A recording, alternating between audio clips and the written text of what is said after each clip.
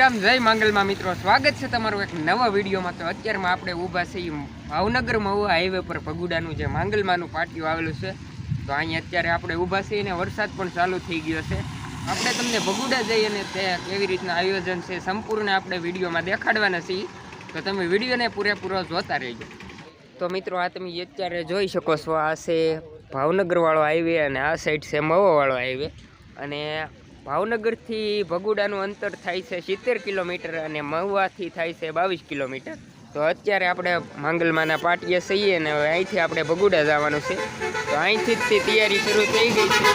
આ તમે જોઈ શકો છો ભગુડા જવા માટેનો જે અહીં ગેટ છે એ પણ અહીં ગોઠવાઈ ગયો છે। ફાઇનલી મિત્રો જે ડાયરાનો પ્રોગ્રામ થવાનો છે એ બધો સ્ટેજનો આ સ્ટેજ છે, અહીં તમે જોઈ શકો છો આ તૈયાર થઈ ગયું છે અત્યારે આ સ્ટેજ। અહીંયા ડાયરાનો પ્રોગ્રામ થવાનો છે અને અહીંયા આ બધું પબ્લિક બેઠું હોય છે અને આ તમે જોઈ શકો છો સરસ મજાની અહીંયા લાઇટો પણ લાગી ગઈ છે। આ તમે જુઓ,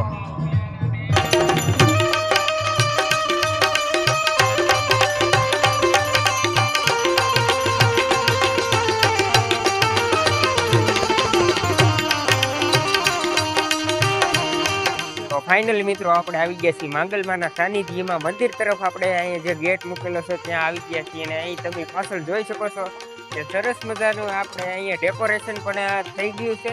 તો ચાલો આપણે કેવી રીતના ડેકોરેશન થયું છે આપણે તમને અંદર જઈને વિડીયોમાં પૂરેપૂરું બતાવીએ।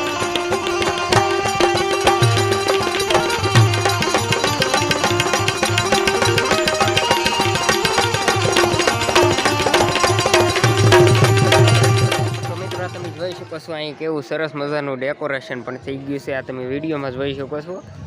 અને આવી રીતનું આ કંઈક લાઇટનું અને આ ફૂલનું ને એવું બધું ફૂલથી ને એવાથી શણગારેલું છે અને આવી રીતનું આ ડેકોરેશન કરેલું છે।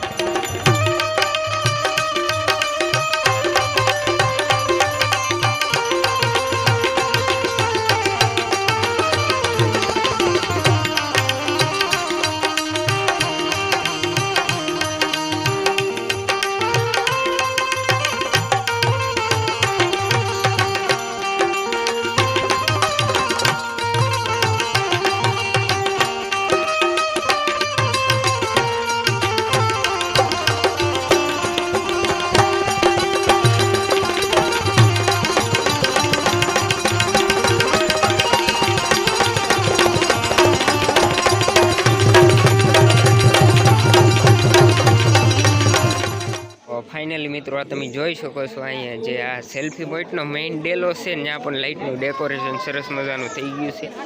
આ જુઓ તમે,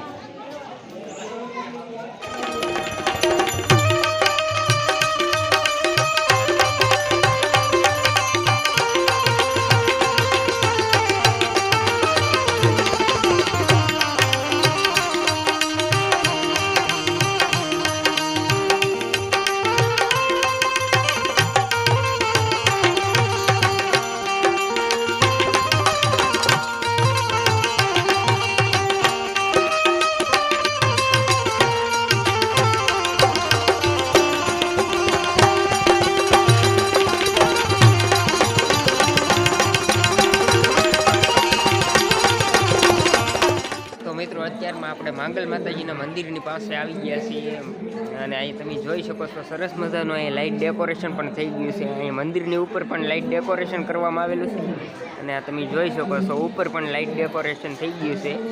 આ તમે જોઈ શકો છો આ મંદિરની સૂચના છે, જ્યારે મંદિરમાં દર્શન કરવા આવો ત્યારે આવડી આ સૂચનાનું પાલન કરવાનું રહેશે।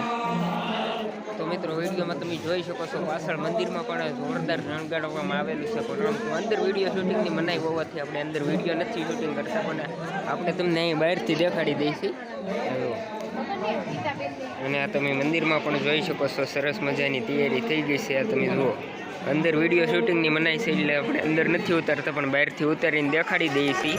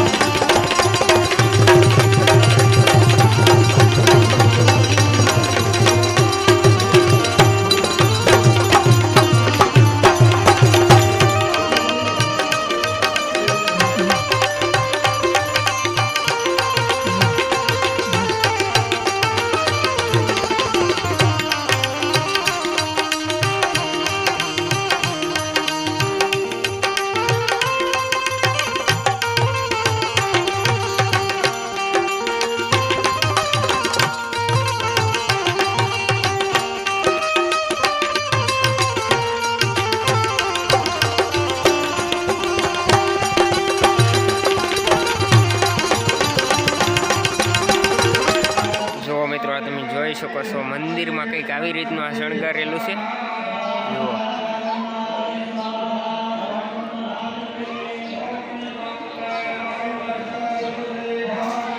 તો તમે આ બધી જોઈ શકો છો આની ઉપર પણ લાઇટો લગાડેલી છે આ તમે જુઓ જોઈ શકો છો સરસ મજાનું માંગલમાનું ચિત્રવાળું તોરણ બનાવેલું છે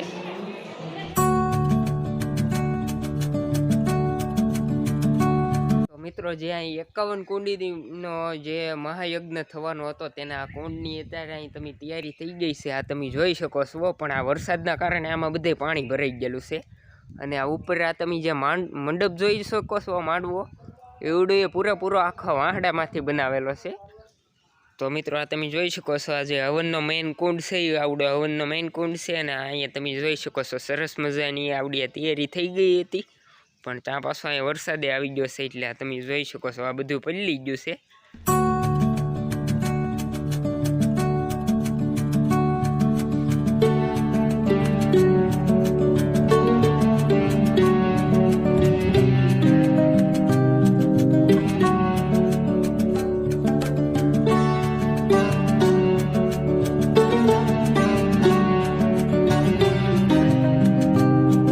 તો મિત્રો આપણે જે તમને યજ્ઞના કુંડ દેખાડ્યા એ સામે આ જે તમે મંડપ જોઈ શકો છો એ મંડપની અંદર યજ્ઞના કુંડ હતા અને તમે અહીંથી જોઈ શકો છો સરસ મજાનો વાહડામાંથી બનાવેલો આવડો મંડપ છે મિત્રો અત્યારે આપણે ખોડિયાર માતાજીના ડુંગર ઉપર છીએ અને અહીંયા તમે જોઈ શકો છો આ આવડો જે ક્રીન જેવું અહીં કંઈક ગોઠવેલું છે પણ આવડો છે મંડપ જે અહીંયા મંડપ બનાવે છે અને આ તમે જોઈ શકો છો અત્યારે જે આનું કામ ચાલુ જ હતું પણ આ વરસાદના કારણે બંધ કરી દીધેલું છે અને આ કરીને રેકું છે જે આને ઊંચું કરશે એટલે એક ડોમ બનાવશે અને અહીં ઓલી મૂર્તિ છે જે ઓલા પાટોત્સવમાં એક માંગલમાની અને ખોડિયારમાંની હતી એ નીચે મૂકેલી હતી ઓલા પાટોત્સવમાં એ તમને ખબર હશે અને અહીં તમે જોઈ શકો છો મંદિર પર લાઇટનું પણ ડેકોરેશન થઈ ગયું છે અને આવી રીતના અહીંયા આ મંડપ પણ નખાઈ ગયા છે તમે વિડીયોમાં જોઈ શકો છો તો ફાઇનલી મિત્રો આજના વિડીયોમાં બસ એટલું જ હતું તો હવે પાછા મળીએ નવા વિડીયો સાથે ત્યાં સુધી બધાને જય માતાજી રામ રામ